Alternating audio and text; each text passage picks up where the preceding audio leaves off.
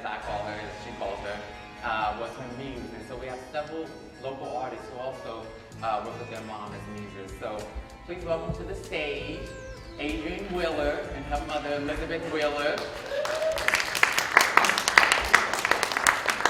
And Adebunmi and Brenda Ravenell as well. Please welcome them. We'll give them a chance to come out.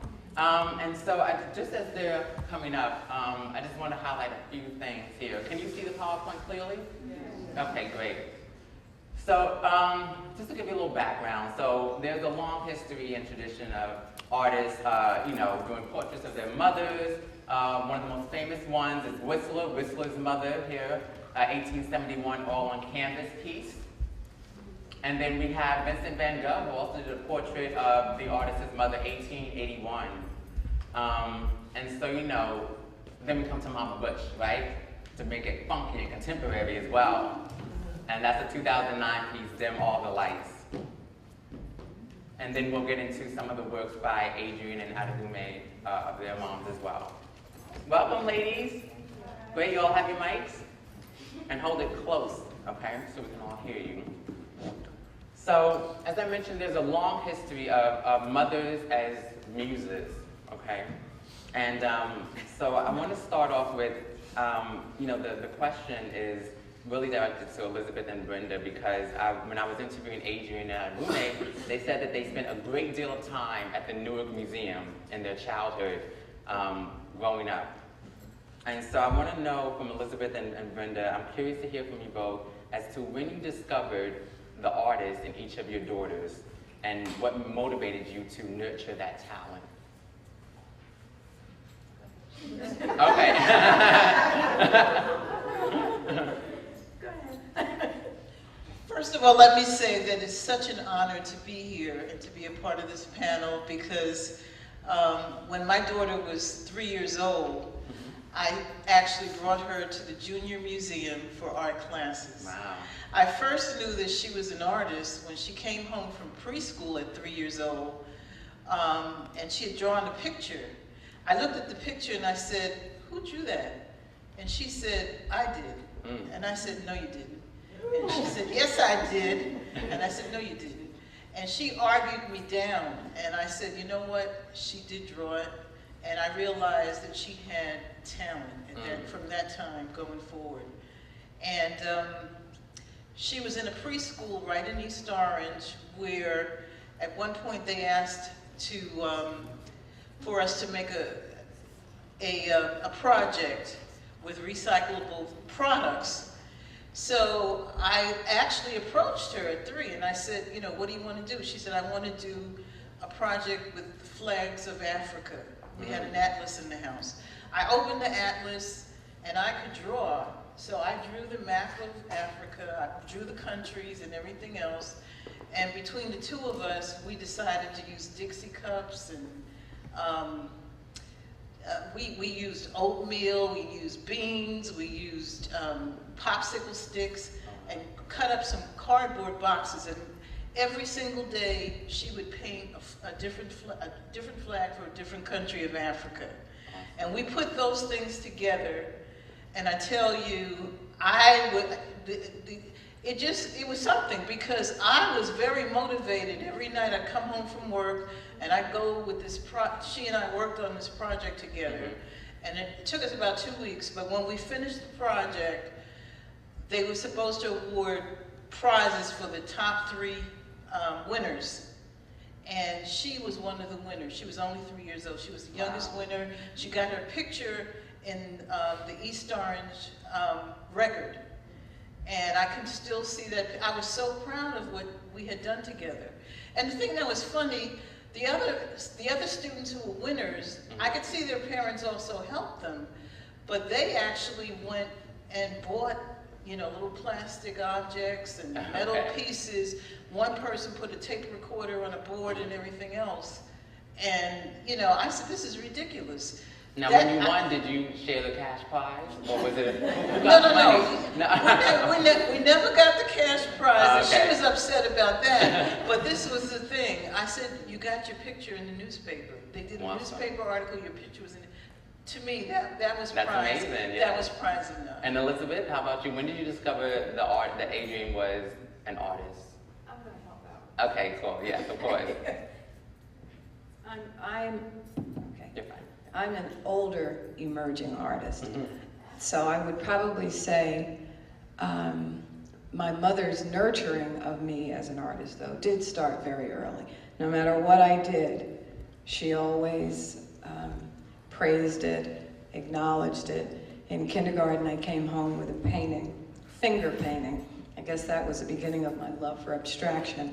But I came home, brought the painting home. It was all green, and I don't know if that's because I just mixed every color and continued until it just became one shade of green. But at the time, my mom was working at Bamberger's, and they had framers, expert framers, so she took the finger painting and she had it framed. Another time, she came home from work and I'd made an outfit, and then she realized that I'd actually cut up the sheets. And no matter what I would draw, and I was not, and I'm still not, that person that draws, you know, in a traditional way. I don't paint in a traditional way. But she would always say things like, oh, well, maybe you'll be a fashion designer, or maybe you'll do something. You'll do something. Yeah. But I have artists in my family, so our home was always filled with art. Norman Lewis was a very good friend of my uncle's and aunt's, as was Romare Bearden, Herb Gentry, Carol Bayard. My godmother's sister was an artist. We had paintings of hers. Elwood Dean, we had paintings of his. My Aunt Irene was a sculptor. We have tons of her sculpture. The Newark Museum has her sculpture. My Saturdays, every Saturday, I came to the Newark Museum when my mother and father would send me to the Y for swimming lessons. Down Broad Street, there was a place called Music City. I went there for guitar lessons, and afterwards I would come to the museum. And at that time, I'm sure there's somebody here that remembers you could walk through the front doors of the museum, and the mini zoo was right there as soon as you walked in. Oh, wonderful. So I don't know if you want to add anything. Like to add something? I think that it's amazing the things that you learn as you live. Now, my sitting here today is a complete surprise to me. On Mother's Day, you know, where am I going? Or what are we going to be doing? And it's an absolute surprise to me, but it's a wonderful thing. And it's almost full circle, because being that you came to the museum, you brought her here as a child, and now she's back here on the stage and so forth. How does that make you feel to see her here on the stage in a place where she had her talent nurtured? Well, I think it's wonderful because you want your children to be involved in things that will enrich their lives, you know, and add to their educational and cultural experience. So at this point in my life, I couldn't be happier because I think the child has arrived, right? She's alive. She's arrived. And shameless plug, you know, the Newark Museum had a big part in their development, so support. Also, you know, but it's not always common that you have parents who support their children going into the arts, right? Because financially, how do you make a living and so forth? And so I'm just curious from the parents, what made you support them going into the arts as opposed to something sort of more secure, right? Well, with my daughter, we didn't have famous artists in our family, but she had two cousins, Alana Cooper and Kellen Cooper's here. He was taking art classes, and she saw him taking art classes, and she saw the talent that he had. Her father, he painted, and he sold pictures to Levitt's furniture store. I could only draw, but I wasn't really an artist. But I found out about the Newark Museum when she was about 3, and my girlfriend and I would bring our children faithfully to the Newark Museum every Saturday, and we'd go to the gift store and we'd buy toys and we'd have lunch and we'd make it a day. And there was one class that I enrolled in that was a parent-child class, and it was amazing because we were exposed to different mediums of art and also different aspects of the museum. I had never, you know, my mother had taken me to the museum as a child, but I had never taken any art classes. And when I took that class, it just did something for me. It opened me up. I was doing sculptures and everything because of this museum. And it helps the whole family. I think that's also the point. It's not just the child. It helps the whole family. Right? It really does. It really, really does. Awesome. And from there, I could see that she had this artistic talent because, you know, when she was in elementary school, she learned how to do origami in an after-school program. And she decided herself that she was going to sell the origami at recess. And she developed little coupons that she gave out, and she had a clipboard, and she had a Barbie, she got a Barbie cash register and got an employee, and she started making money in elementary school. And it got to the point where the principal said, look, you're going to have to pay a fee to us for selling this stuff. And that's when she said, Mommy, I don't think it's fair that I have to share my ideas and my money with anybody. This is my idea. I came up, I do this, the principal's not doing it, so I'm closing the business down. Wow. You know? I guess the principal went into the galleries, right? Well, that's wonderful. But I saw at an early age that she was very, very entrepreneurial, and she wanted to do commercials on the cable station. I told her, no, you know, you can't do that. But as time progressed, she was getting the art award in elementary school. Every year she'd get the art award. And one of her art teachers recommended her to be in a competition, in a high school competition in Morris County, and she won 3rd prize. I'd never forget it. Wow. She made a sculpture that was a toilet bowl and a shoe. And I would never have thought to do anything like that. I got her 3rd place. So I saw, you know, I saw that she had this talent, and it's like it was said, when you see that a child has that in them, you want to do everything you can to expose them. And Elizabeth, So, how about right. you? When did you see? What made you want to support Adrienne's talent in the arts, as opposed to going into another career direction? Oh yes, you ma'am. Yes. Go ahead. Okay. Yeah. By the time I really started working seriously as an artist, I had already had several other lives, you know, including that of mother. And this, I have to say, this museum played a very strong role in decisions I made regarding my own daughter. She's here with us today. She's 28, but she started here in the preschool arts workshops.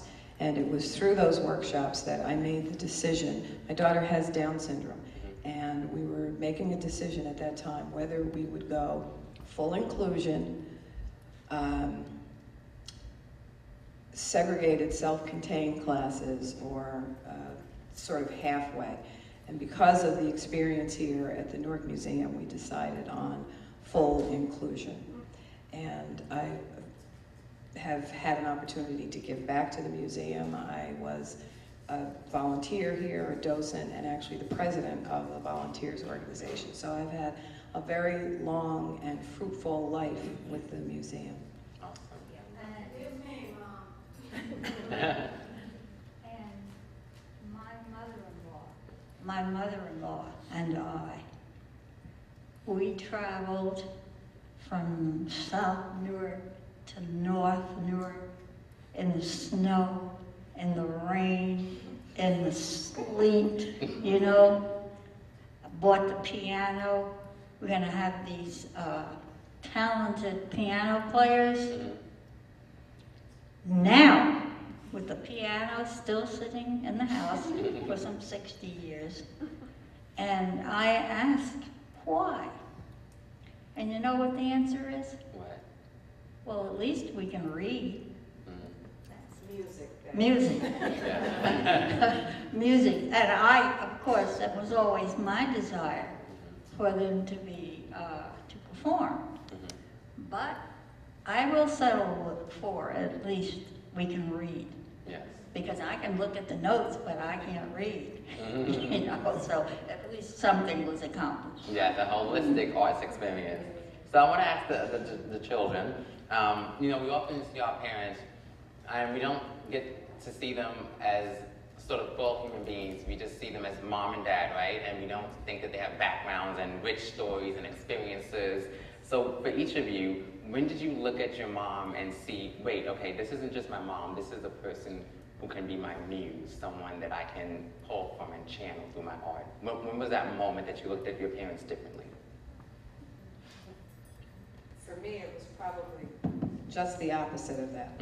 When I was about, I don't know, maybe 7 or 8, every day in the summer, I would wait for my parents to come home from work, one walk from one direction, the other from the other direction. And one day, I saw my mother, or at least a woman who looked like my mother, walking up the hill, but she was dragging a tree limb, and I mean a tree limb. It was at least about 7 feet tall. And I was mortified. I was so embarrassed, I didn't know what to do, that here was my mother coming up the street dragging a tree limb. So she brought the tree limb home, she painted it, she found or bought artificial leaves, put it in a big pot. And now fast forward some 40 plus years, when I first started making art, I was working with sticks. And I have dragged in numerous tree limbs, real tree limbs and sticks, and I know we're going to talk more about, you know, the mural project, but I actually started with the sticks. Wow. So that was when I could appreciate, yes, the Awesome. that day. Anybody want some water? Go ahead, Adebunmi. For me, like, I didn't necessarily see my mom as a muse in the way like Meccaline Thomas, where like her mom is model, you know, like the physical inspiration. I think it was for me more the foundation that my mom like instilled in me just growing up. And now I look at the work I'm doing now and it seems very natural, you know, why I made the shift. Like I make art only out of hair from Black people. And then I look at my upbringing, you know, like I wasn't allowed to have white Barbie dolls. And I would like, I need a white Barbie doll because there's no white people in my class. But, you know, like I understood that, or I wasn't allowed to watch Tarzan because my mom didn't like how it depicted, you know, Africa. My mom would force me to like sit down with her in bed and she would read me stories of Black authors and historians. So she was like instilling these things in me. So when I went to college and I wasn't seeing myself reflected in my education in art history classes and history classes, it was very like innate for me to question it and be disturbed by that. So in that way, I think my mom... She was always a muse to you. Yeah, always, yeah. like because she was laying down the foundation of thought that would create the type of work that I'm like Awesome. getting attention for. So let's get into some of the art. So this is Adrienne Wheeler's piece. This is Adrienne Wheeler in front of the mural that honors her mother, Elizabeth here. And so this is on McCarter Highway. It's a long stretch. And so Adrienne, you depicted in this piece a repeated image of a dress your mother made for her 8th grade graduation in 1942. Why did you choose this particular approach to honoring your mother? Well, 2 years before the mural project, I was the artist in residence at Rutgers University with Professor Nick Klein for the Glass Book Project. Oh, we have that image too. Right here. Yes, that's the glass book. So it went from 5 by 7 to 418 feet in the span of a year and a half. And that, oh, can we go back to that? Yep. And that's the image of my mother in the dress on her graduation day from Morton Street Elementary School in Newark in 1942. When we were, the Glass Book Project that I participated in 2 years ago was called Provisions. And we were looking at oral histories from the Kruger-Scott African American Oral History Project.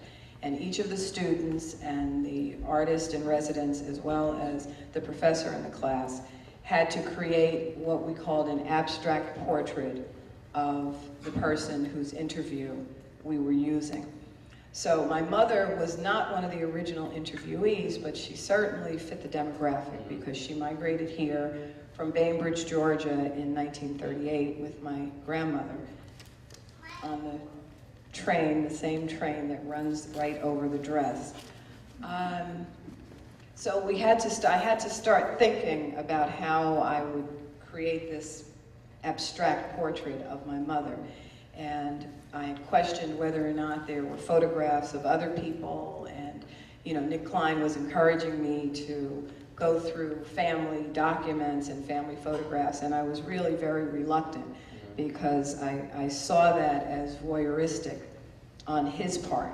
So I had to deal with my own contradictions because I was perfectly willing to look for other people's photographs and other material culture.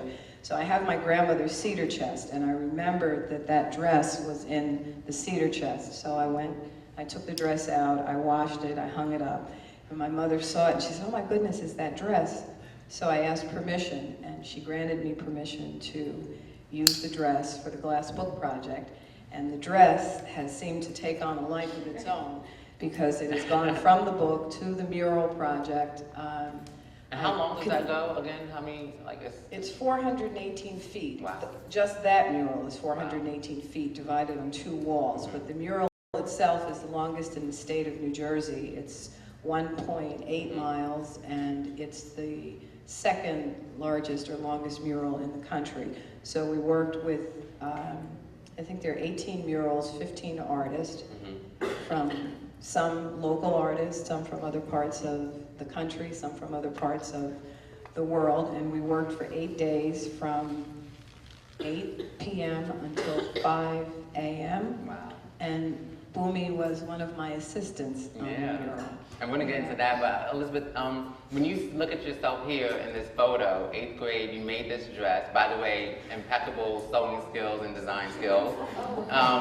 When you see this of yourself, and then you see what your daughter has done in making first the glass book, and then this giant, beautiful mural, what goes through your mind? What does that feel like to see yourself as the muse in this beautiful work? Excuse me. I just think it's amazing. I graduated in that dress when I was young, folded the dress, put it away, and how many years later? 73. Wow. It's been 73? 73. She can't even believe it. This surfaced, Now I'm riding up and down the highway, and I see this dress on the walls, or it may pop up someplace. And I said, my God, people don't even know me. My dress is famous. Some fashion designers never get that kind of exposure for their stuff, right? That's amazing. But it was a love of labor because I was making my graduation dress from elementary school, and look. Amazing. It's been very productive. It's been very productive, right. And very, very lovely and endearing. Yeah. And Bumi, before we get to your piece, I want to ask because Adrienne, you shared that your mom is not just a muse, but also a frequent collaborator and even a critic of your work. More often a critic. So I want to ask each of you, how do you balance the tensions that can arise between, the relationship of mother-daughter versus mother-daughter, muse, collaborator, critic? That's a lot to manage. How do you balance that? I would think that I balance it because we're in different worlds. All I do is look at it, and I said, "You call that art?" And then I have to remember, you know, that her talents and my talents are different. And I respect people for their contributions and for their talents. And so when I look at where the dress has traveled, which it's getting ready to go to Europe, Australia, and I haven't been around the corner. Well, she's gonna take you to Australia, right? I hope so, but yeah. I doubt it. I work. I still work.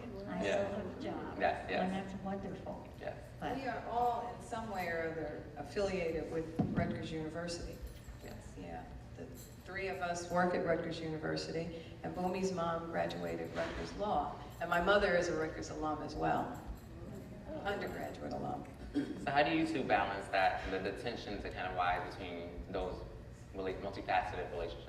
Well, as a parent, I believe you have to be honest with your children in terms of what their talents are, what their strengths are, what their weaknesses are.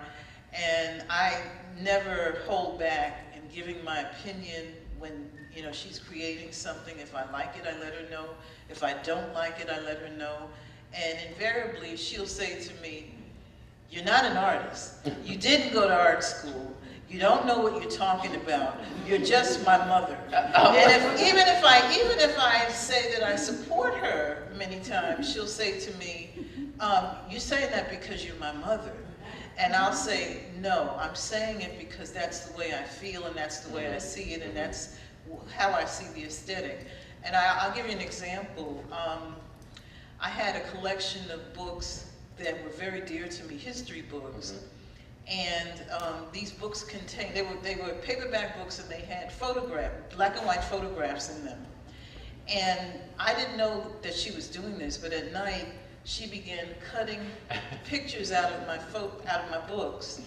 And she put these pictures together. I don't know how she did it, glued it or whatever, and she made an actual jacket out of it. I saw the finished product. It was a jacket with all these beautiful photographs. And, you know, I didn't get upset about it, you know, even though, you know, these were my cherished books, but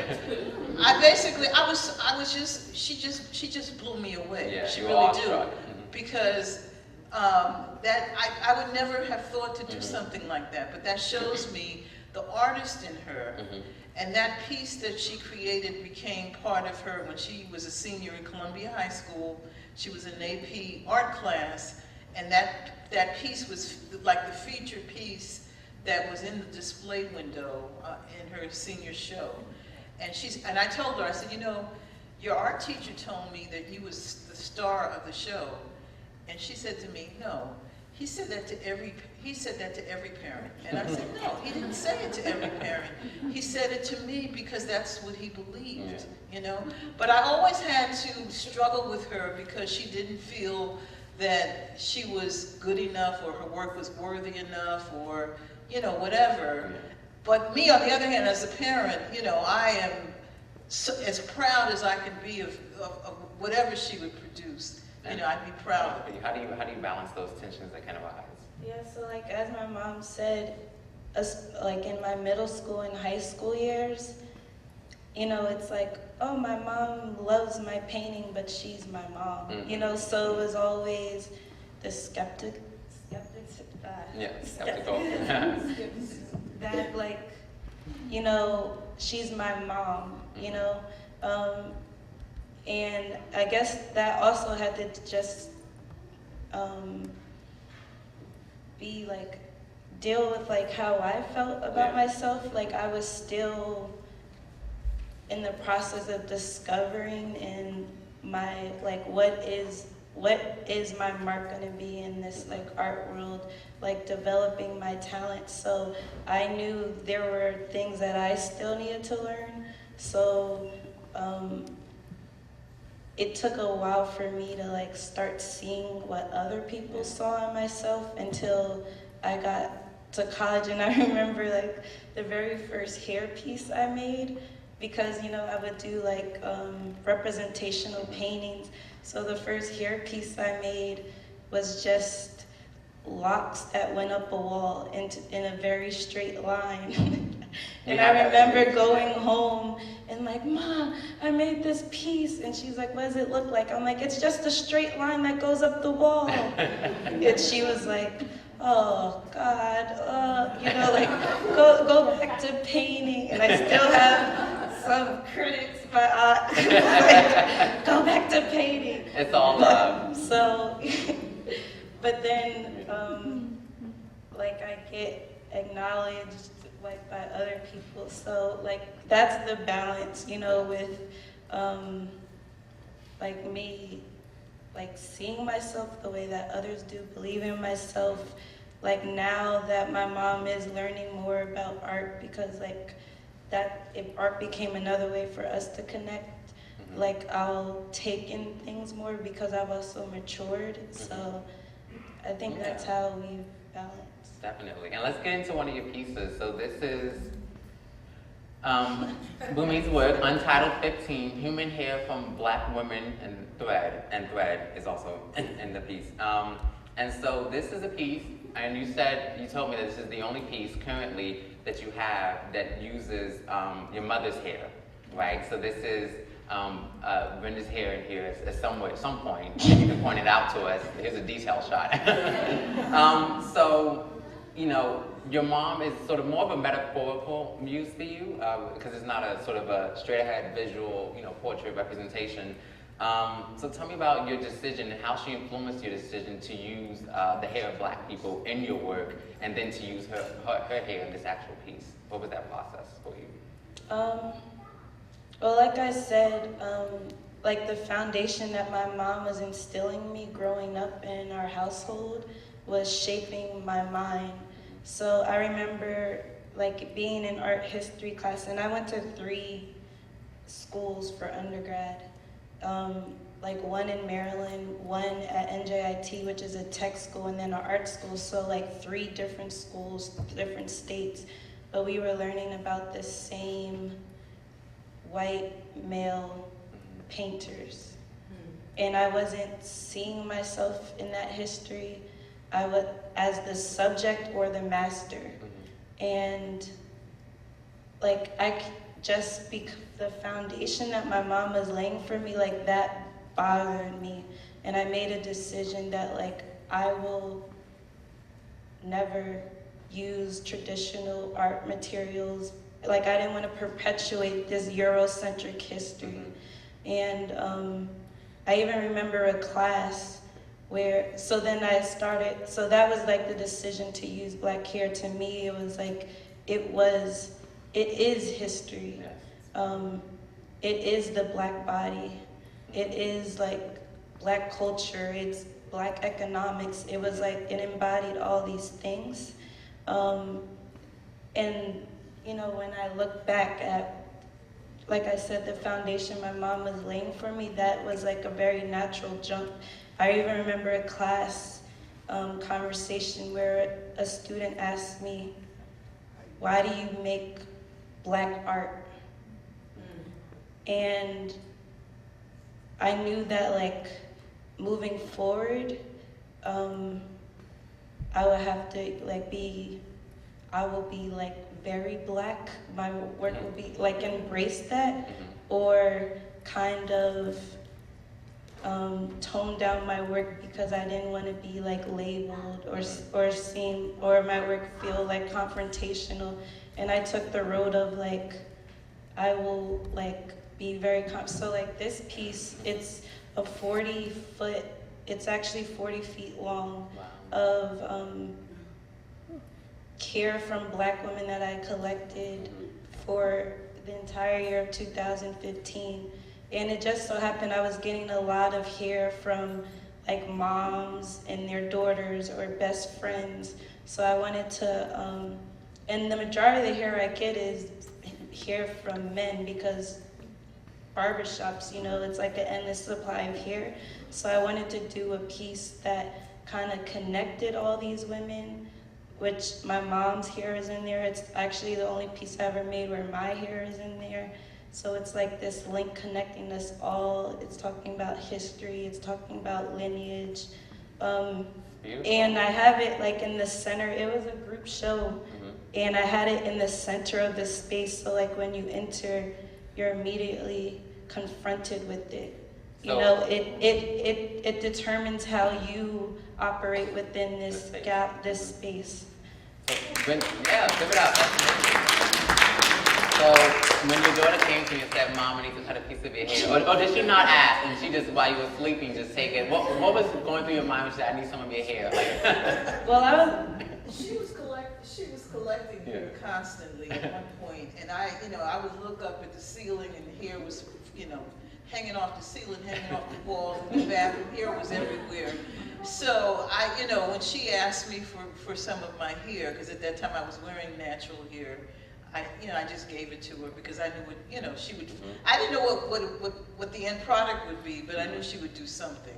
And I was always amazed to see what she would come up with next. That it was like, what's going to be next with you with the hair. But the concept that she had was she wanted people to look up to black hair when she did that particular piece. And I must say, when she was at SVA, she learned how to install her own projects.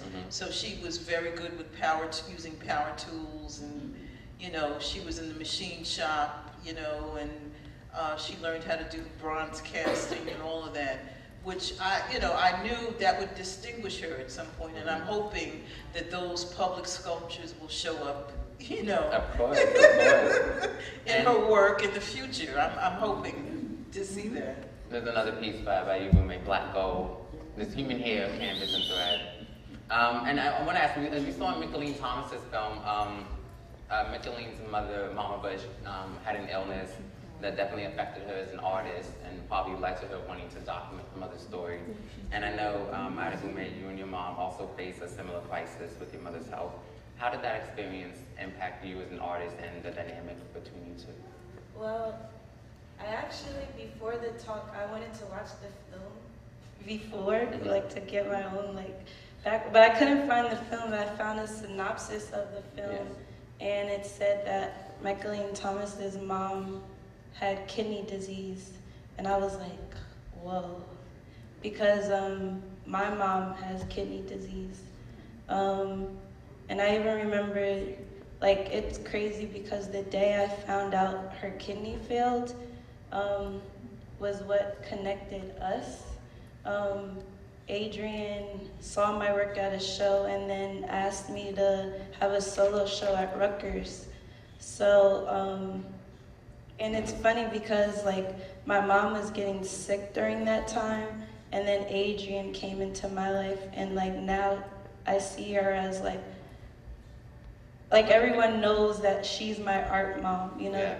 So she became that presence, but this particular day, I just shipped out all of my work for the show at SVA, and I was like, oh my God, because I'm still an undergrad having a solo show at another university, and I'm on this high, and then my aunt calls and says, your mom kidney failed. And in my head, she was dying. So I remember I just dropped down to the ground. I was crying, and then I got a text from an art dealer who was having a studio visit with me, and he's like, I'm 10 minutes away. And my friend was like, you need to cancel, just tell him what happened, he'll understand. And I remember telling my friend Alex, if I cancel, it'll be the beginning of me letting my life affect my art. So I pulled myself together, and I had the studio visit with this dealer, Keith Schweitzer. But I think I say all that to say my mom getting sick, and it was a endless 2 years. I mean, even technically it's still not done because she's going through dialysis. She's going to be having a transplant soon. But that, she had amputations. It was just nonstop.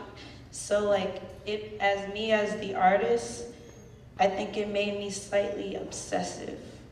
Like, and art was the way I coped. And then I look at like some of my pieces, like this is 62 by 50. And at the time, it was the biggest piece I made, and I hand sewed the hair to canvas. Like that act is like kind of like, you know, loony, but it was like the way I was like dealing with everything, and seeing also my mom go through everything she went through, and she like still had a smile on her face. She was like playing like Hezekiah Walker on Spotify. Like you'll go into the hospital and she's like singing and stuff. Like seeing her not give up, like inspired me not to give up on what I was passionate about, which is art. And Brenda, I don't know if you want to add to that.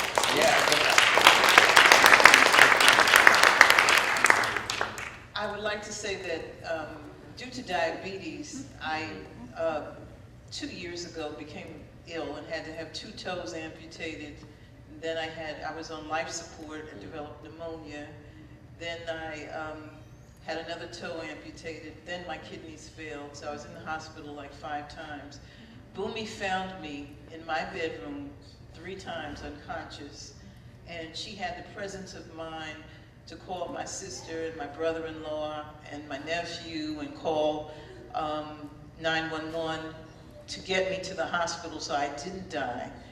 And basically, I saw such a transformation in her. She went from being my little girl to being a person that was so loving and so caring and so committed to me and so devoted to me that she took over my care. I mean, I came out of the hospital on one occasion and I literally could not put 1 foot on the floor without her help. She had to help me stand up. She had to help me walk to the bathroom, you know, and I was on a walker, I was walking with a cane and so forth. And I saw this little child that I raised transform herself into my caretaker. She was doing my meds, she was talking with the nurses, she was buying the food, she was doing the cooking. I mean, she just did everything that I needed. She and my sister and my brother-in-law and my nephew and my mother and it was like my entire family just embraced me. And I saw the kind of care and the love and the devotion that they gave me. And I just knew that the Lord had me here for a reason. And that's why when she, you know, I knew that I didn't want to present a face to her that, you know, oh look, I'm dying, you know, my health was falling apart, but I knew by the grace of God that I was going to make it, because he told me that I was going to make it. And it was because of the support that I had from my friends and my family, but particularly from Bumi, and my ex-husband also, that believe it or not, he even offered me his kidney. And you know, when you have that kind of love and that kind of concern, you know, how can you not, you know, go forward? How can you not go forward? She offered me her kidney and she's a match for me, so shortly we'll be able to do that. Amen.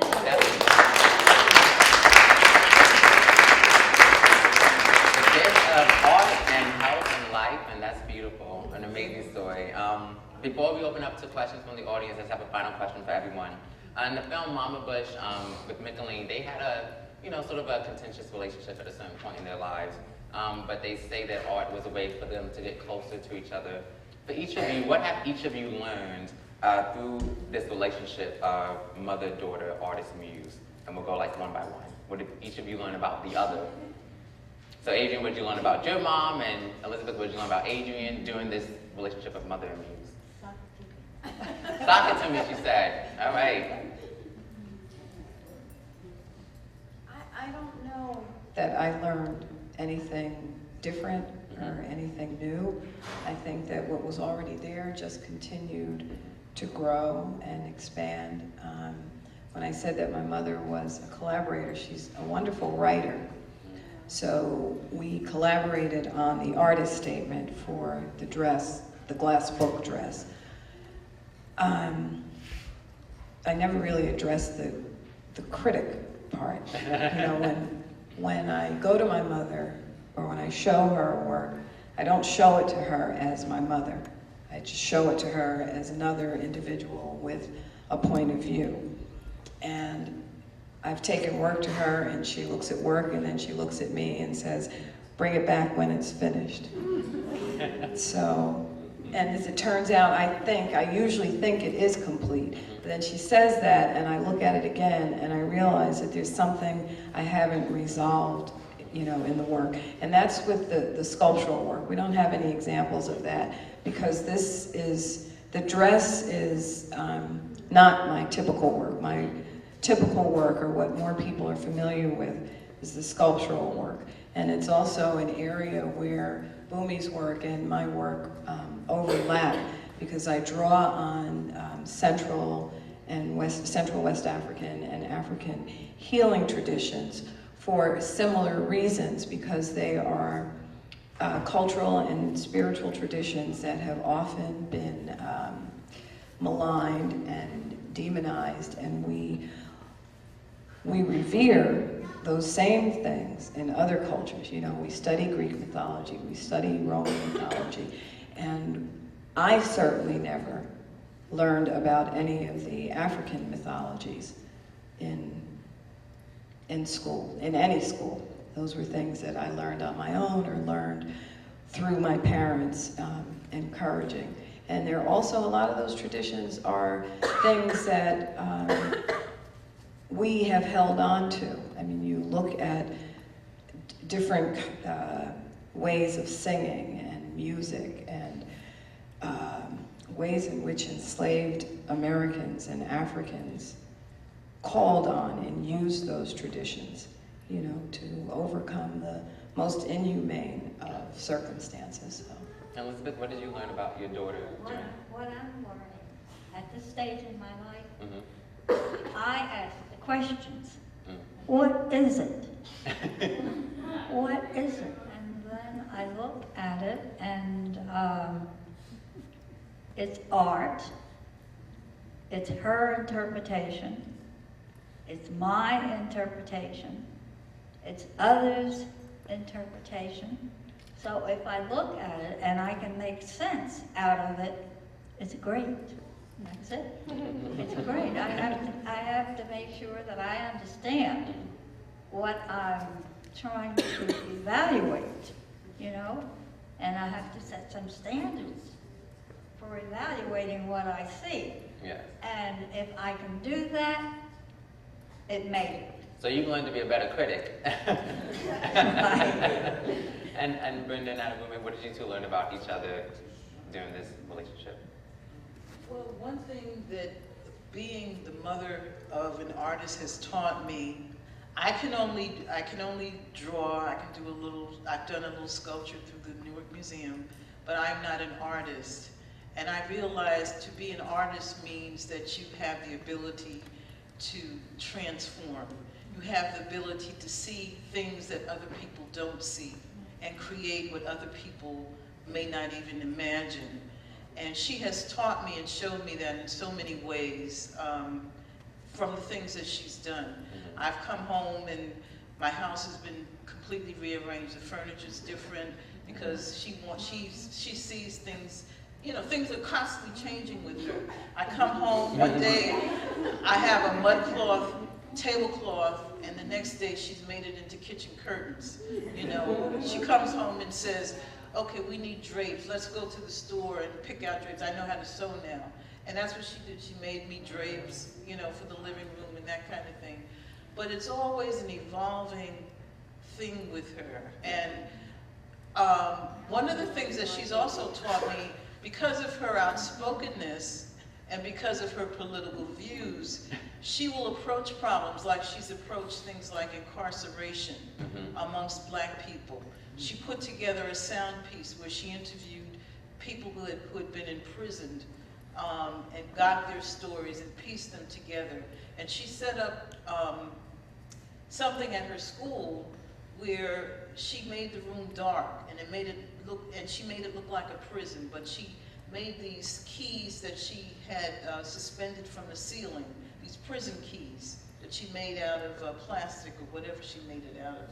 And she closed her classmates into this room that was like a prison and started playing, you know, the piece that she put together. And they were terrified, you know. And basically what she was trying to get at, I want you to be in a space to see how it feels to be in prison, what it means to be in jail, what it means to have your freedom taken away. And for her to approach a problem like that, I thought was phenomenal. Right. Another time I saw her deal with homeless people. She was commuting back and forth from Newark to Manhattan every day. She came across all these homeless people in Penn Station. She decided that she would befriend them, and she did. She befriended a whole group of these people. I would go pick her up every night from the train station, and somebody would be walking her to my car saying, oh yeah, we were just standing with her because we didn't want anybody to do anything to her. But what I didn't know, she was taking her little extra money and sharing it with them, and buying them food, and you know, making sure that if they had a birthday, she would buy something for them. And the kindness that was in her heart came out. Amazing. And basically then she started photographing them and painting them. And she did a phenomenal piece and incorporated food into the painting, you know? And that's the kind of thing that I mean about an artist. An artist will take a problem and just work that thing like no one else will work it. And that's what I appreciate about my child. That's awesome.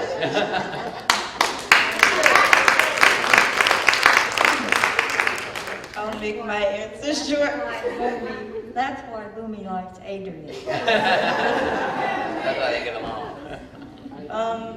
What I've learned from my mom, and I want to first say, like, with going through my mom's sickness, I've like been blessed with a lot of moms.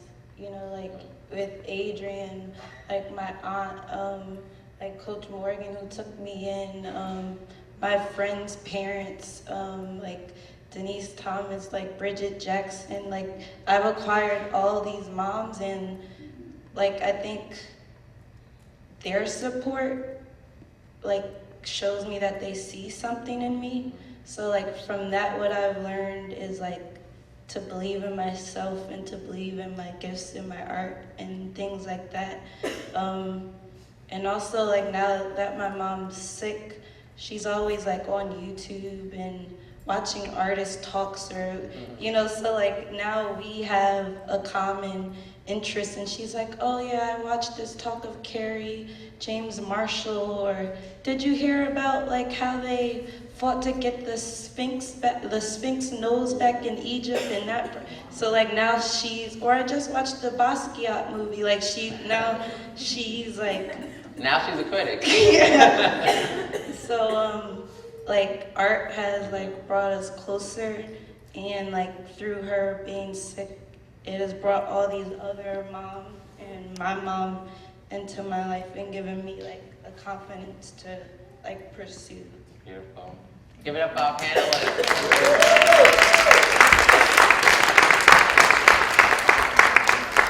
Before we head out, we have time for maybe about 2 to 3 questions. If anyone has a question, we have the mic up front.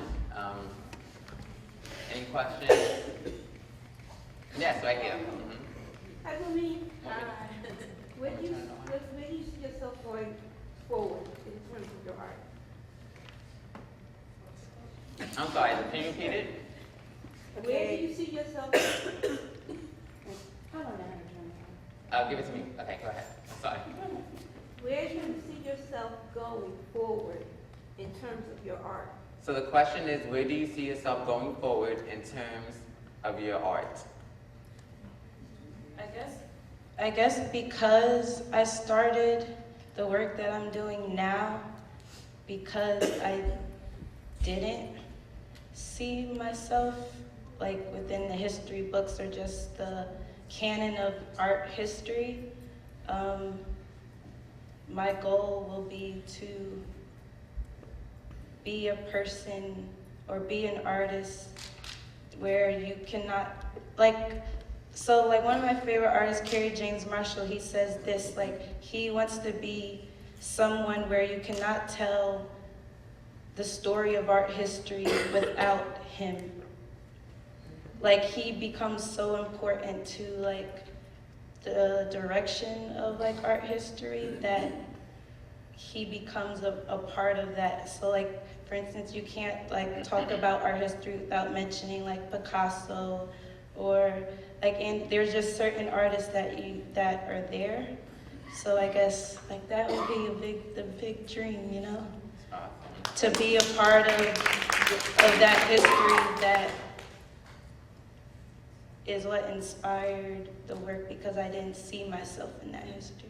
And we know Adrienne's going to Australia, so what else is next? Where do you see yourself as an artist going forward? The dress. Yeah, I follow the dress. Yeah. Yeah, so I have a lot of work to do between now and February, getting the work ready. I'm going to be collaborating with Indigenous Australian women at the Frankston Art Center in Frankston, Australia. So I have a lot to do to prepare the work, you know, between now and then. So that's what I'll do. Get a ticket to Australia. Any other questions? No? Hope you all enjoyed the talk. Yeah. Finally, before, just at 3 o'clock in the court, please join us.